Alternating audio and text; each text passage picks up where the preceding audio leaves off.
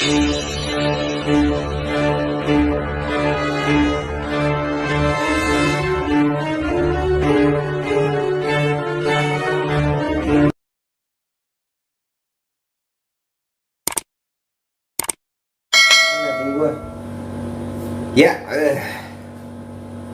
guys, selamat datang di Black.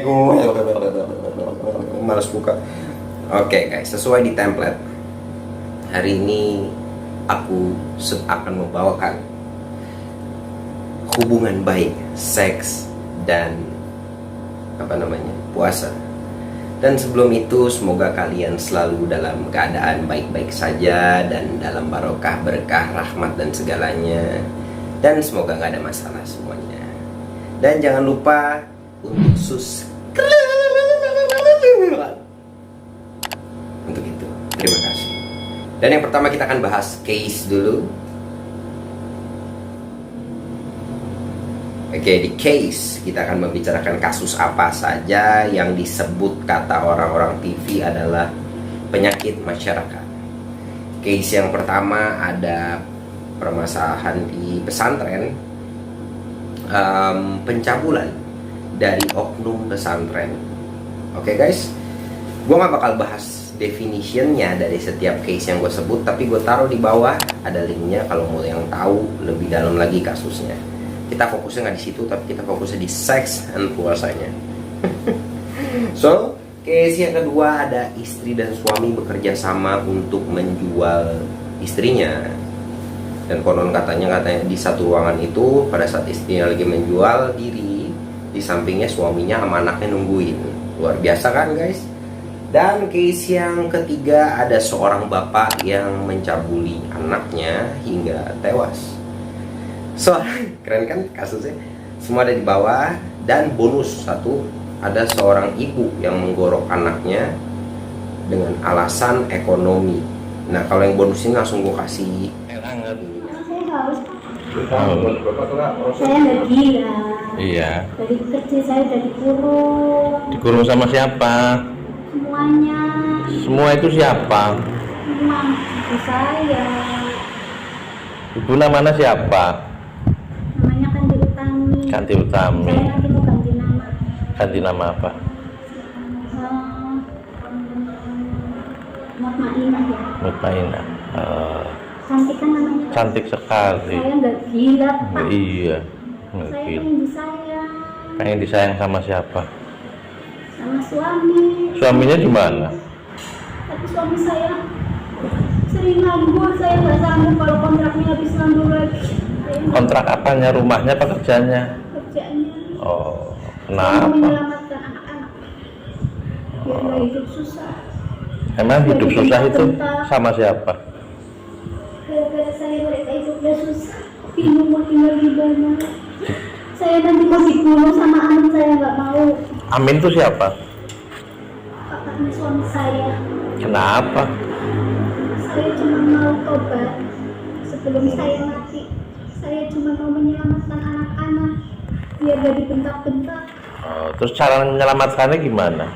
Mendingan mati aja, Oh, nggak perlu ngerasain sedih. tapi sekarang sedih sekali, sakit lagi. Gimana? Harus mati biar nggak sakit. Kayak saya dari kecil nggak ada yang tahu saya memendam duluan. Bahwasannya katanya dia pas diinterogasi, saya ingin disayang sama suami. Nah, kalau di sini sih kita lihat ya, berarti dia butuh kasih sayang atau butuh perhatian. Ya, perempuan adalah makmum, laki-laki ada imam, pemimpinnya harusnya apapun situasinya mereka bersama.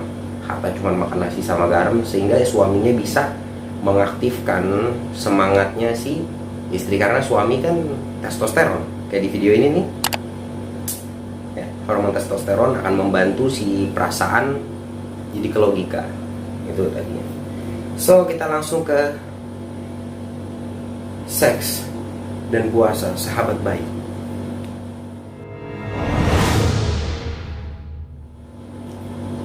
Ya, yang pertama seks. Nah, seks itu adalah sebuah aktivitas yang mencakup bisa 2 sampai 10 orang. Enggak lah, gila. Ya 2 orang. Ya kalau orang sedeng ya 10 orang maybe. ya kan udah pada sad deh kebanyakan. Guys, seks itu ada 2 orang biasanya, dan seks itu menggunakan hormon masing-masing. Nah, kalau laki-laki menggunakan testikelnya dan testosteronnya, kalau perempuan menggunakan ovarium dan lain-lainnya. Gue gak bakal ngebahas tentang itunya, tapi gue bakal fokus dengan membahas beneficial dari puasa dan seks ini apa kaitannya gitu. So guys, tapi risk factor atau faktor riskan dari seks itu sendiri adalah seks itu bisa berpengaruh dengan mentalitas juga, dan seks sangat berpengaruh dengan apa yang kita lihat, apa yang kita rasa juga. Jadi mental health juga sebenarnya seks itu. Nah, kalau kita bisa lihat sekarang risk factornya semakin banyak di era ini, di era milenium ini atau di era serba handphone ini, udah pasti lebih banyak lagi gangguan. Ditambah lagi kalau mohon maaf ya, orangnya di pedusunan apa di mana, orang yang kurang bisa menikmati hal-hal yang ada yang dia bisa lihat di media sosial ya, seperti Facebook, Instagram dan lain-lain. Ya bagaimana dia punya hormon terganggunya kan, dan dia tidak, apalagi nggak punya istri gitu, itu lebih parah lagi. Jadi dia nahan emosionalnya. So seks adalah sebuah fungsional atas kesamaan, fungsional sexuality function untuk kebersamaan hubungan. Bahasa apa itu? Iya itu di seks. 2. Oke, yang di kedua beneficial dari puasa. So guys, yang tadi sorry gue kurang satu tuh di seks, poin seks, yaitu adalah kenikmatan intinya. Gitu. Apa ya? Kenikmatan yang luar biasa. Gitu. Nah, beneficial dari puasa. Yang kita tahu, puasa itu lebih ke mental well-being juga, atau kesadaran mental, karena kita melakukan puasa itu biasanya udah naruh mindset bahwa kita besok puasa, dan sangat memungkinkan untuk mengurangi hal-hal negatif yang kita ingin lakukan, contohnya marah, melakukan hal-hal yang kurang serono dan lain-lain. Jadi mental health itu sangat, yang pertama mental health, kesehatan mental. Yang kedua, autophagy. Autophagy itu adalah sebuah regenerasi sel dalam tubuh kita sendiri. That's why binatang kalau lagi luka atau habis berantem biasanya dia puasa, dia nggak mau lu.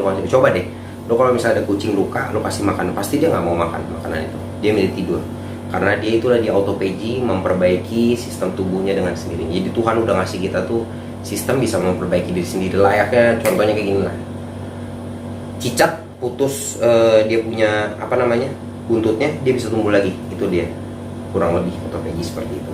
So habis autophagy ada juga HGH, HGH, jadi height.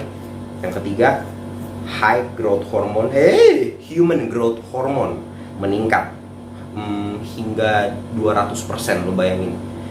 HGH itu adalah sebuah mekanisme tubuh untuk meregenerasi lagi. Itu hebat ya. Jadi banyak banget beneficialnya ini. Gue cuman beberapa gue sebutin dari puasa itu sendiri.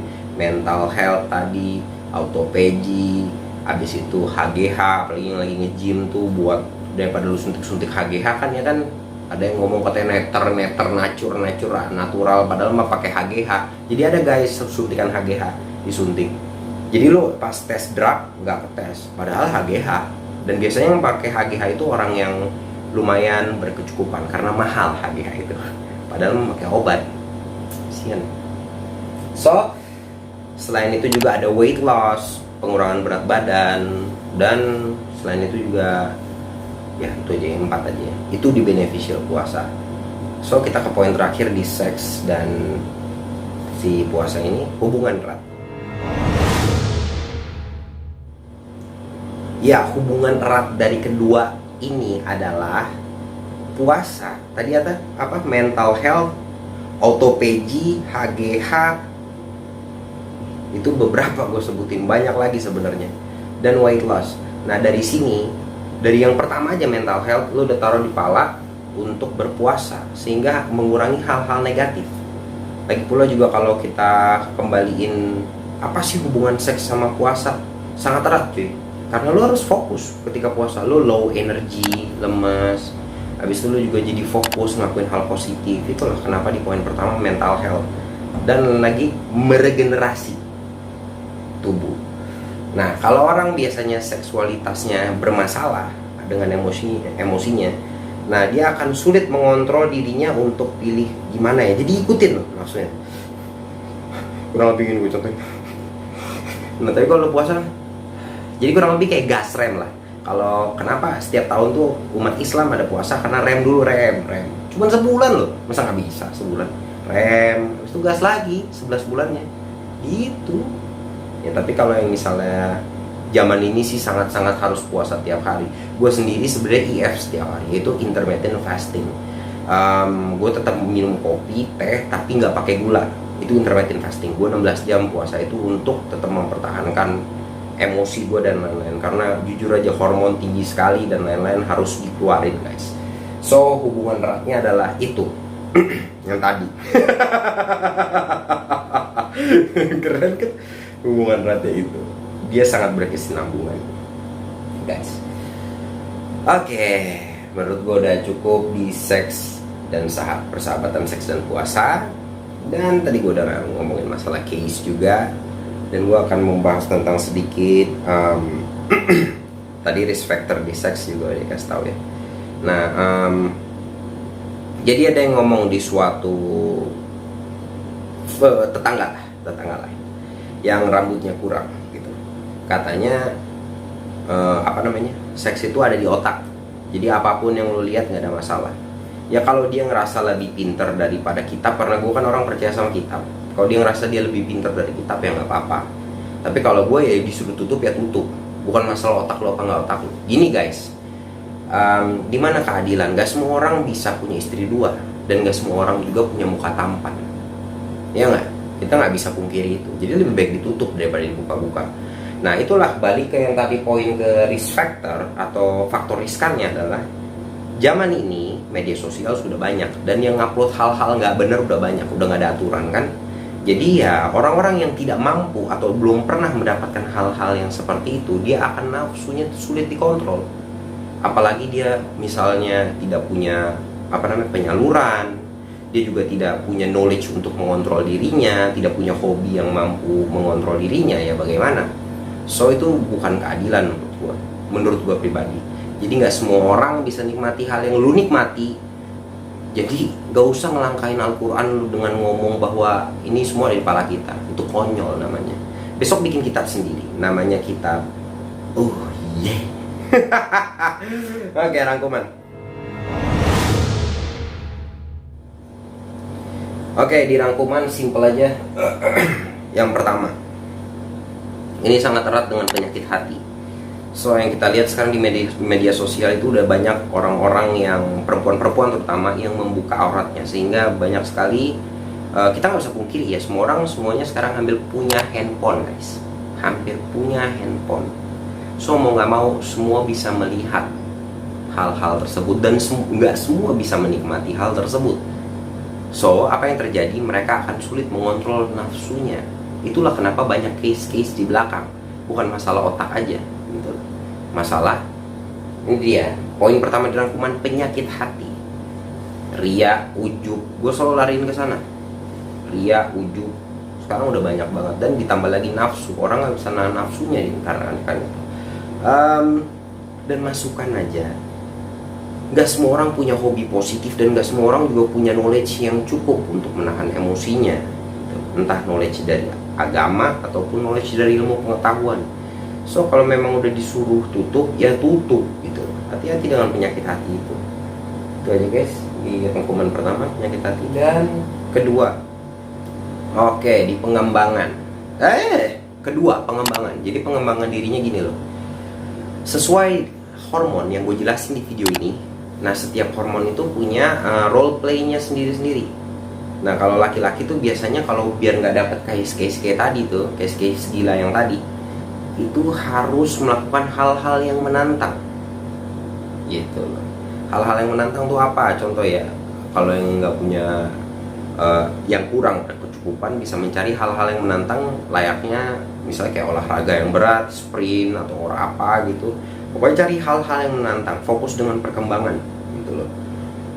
Kalau gue sendiri, karena saya minim budget jadi saya melakukan handstand, push up, pull up satu tangan, boxing dan lain-lain untuk menetralkan hormon gue. Ditambah lagi gue puasa setiap hari 16 jam walaupun IF-nya nggak full puasa karena belum kuat iman. Oke. Pengembangan, fokus sama pengembangan diri. Nggak perempuan, nggak laki-laki, pengembangan diri. So last one, terakhir. Oke, build habit. Bangun kebiasaan. Build habit before karakter, before mental. Jadi kalau karakter sama mental lahirnya dari kebiasaan. Kalau kita punya kebiasaan positif, sudah hampir 80% dan 100% kita nggak mungkin lari ke negatif. Gitu. Sebenarnya semua ini berkesinambungan. Dan sebenarnya puasa ini udah diomongin 1500 tahun lalu sebelum ilmuwan pada hidup, Einstein belum hidup, semua ilmuwan pada hidup, semua belum hidup. Gitu. Sama Nabi Muhammad udah diomongin, jika kamu tidak mampu menikah maka berpuasalah. That's why gue selalu puasa walaupun bukan puasa full ya, tapi gue untuk ngontrol diri gue guys. Itu. So build a new habit, hal-hal yang positif gitu loh. Nah kalau lo muslim ya cobalah sholat untuk 5 waktu, tambah sunnah, tambah hal-hal apa, ditambah mubah-mubah yang membuat beneficial baru, contohnya olahraga yang lebih agak ekstrim maybe, or yang menantang lo, or apa yang buat lo mikir dan gak kepikiran tuh untuk ngeliatin TikTok orang joget-joget yang toketnya gede atau apalah yang negatif gitu sehingga beok lo gak salah terbang gitu. Oke, sebenarnya kalau lo fokus dengan hal positif, percaya deh apapun yang masuk negatif kelempar. Kayak gue jujur aja, gue bukan bermaksud ria ya Pak Ujuk. Gue gak pernah buka-buka handphone gue untuk ngeliat orang-orang yang sampah. Apa tuh orang-orang yang sampah? Yang orang cuma joget, ngeliatin badannya doang gitu loh. Karena gue tahu gak penting. Yang pertama lo gak dapet knowledge, ya pengetahuan baru enggak. Yang kedua juga, apa yang lo rasa kalau lo ngeliat sesuatu nih tapi lo gak bisa apa-apain gitu, lo nggak pegang, lo nggak dapat keuntungan, terus apa? Cuman ngerusak otak lo dong, lo dengan berimajinasi, ngayal. Oh iya, nah itu orang bodoh namanya, mohon maaf ya, bodoh. Jadi gue sangat-sangat sebenarnya nggak setuju dengan ada yang ngomong tuh semua itu ada di otak lo. Bukan, nggak semua orang beruntung pak, ya nggak semua orang beruntung pak. Jadi yang punya kekuatan harusnya ngasih aturan sesuai dengan apa? Pancasila nomor 1, ketuhanan yang Maha Esa. Aturan Tuhan apa? Jangan dilangkahi dengan otak sendiri. Anda mau buat kitab, saya ikut kitab Anda aja deh. Gimana tuh? Oke, menurut gue itu aja guys. Semoga video ini bermanfaat. Dan kalau ada salah-salah kata, emang banyak salah kata, silahkan komen di bawah. Saya tunggu komennya. Terima kasih. Jangan lupa untuk subscribe dan I love you all. Love in mind as always. Bye bye.